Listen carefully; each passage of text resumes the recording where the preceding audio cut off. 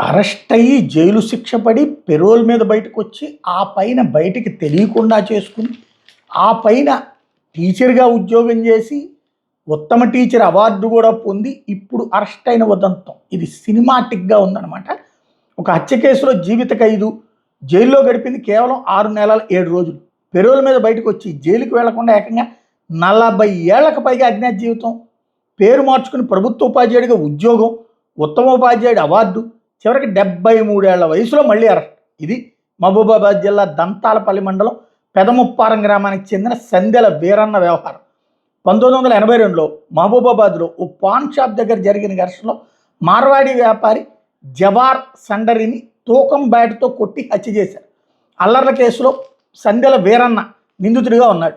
ఈ కేసులో వరంగల్ అదను జిల్లా కోర్టు 1983 జూన్ 9న అతనికి యావజ్జీవ కారాగార శిక్ష విధించింది. ఆ తర్వాత వీరన్నను వరంగల్ సెంట్రల్ జైల్లో ఉంచారు. మొత్తం శిక్షలో కేవలం 6 నెలల 7 రోజులు జైలు జీవితం గడిపిన ఆయన 1983 డిసెంబర్ 17న 30 రోజులు పెరోల్ మీద బయటకు వచ్చాడు. ఆ తర్వాత పెరోల్ని 1984 మార్చి 17 వరకు పొడిగించారు. మార్చి 18 తిరిగి జైలుకి హాజరు కావాల్సి ఉన్నా తిరిగి వెళ్ళలేదు. అక్కడ నుండి మొదలైంది 4 దశాబ్దాల పరారీ జీవితం.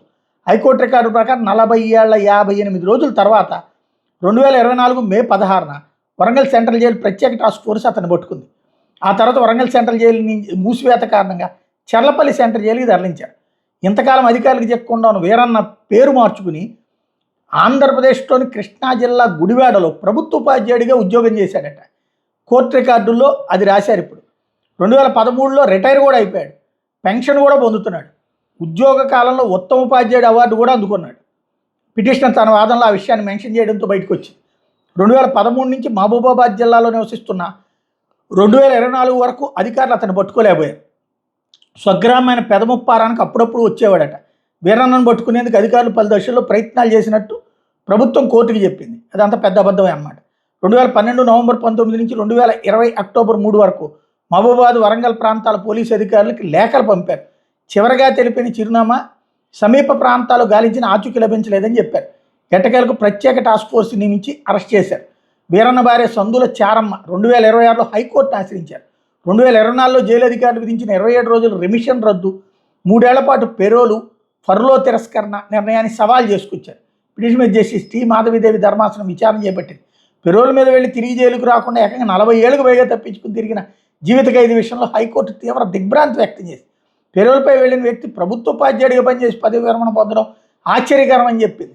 ఇది జైలు శాఖలో లోపాలను ఎత్తి చూపుతోందని, అధికారులు తీరును తెలియజేస్తోందని ఆందోళన వ్యక్తం చేసింది.